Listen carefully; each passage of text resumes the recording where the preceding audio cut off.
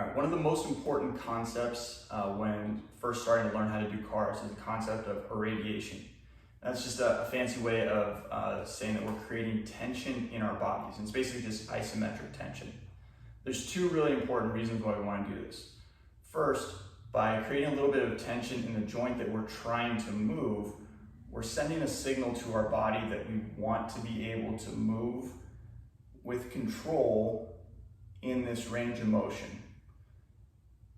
So that's us telling our central nervous system, yeah, I want to be able to work this joint in this range of motion and to have control over it.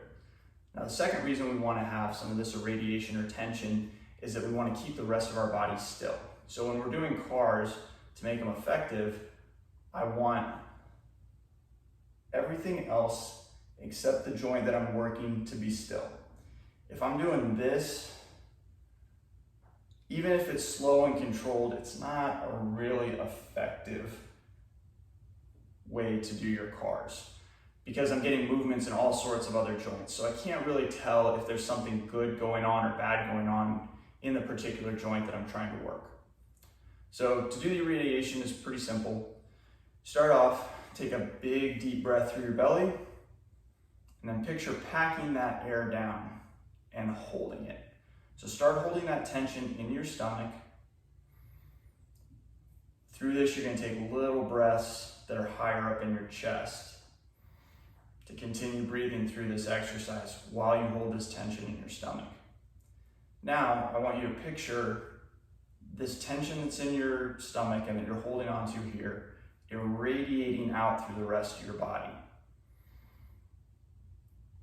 And you can do this at a light percentage, say 10% of your irradiation or your max effort, or you could do 100%, which is actually really taxing on your body and intense.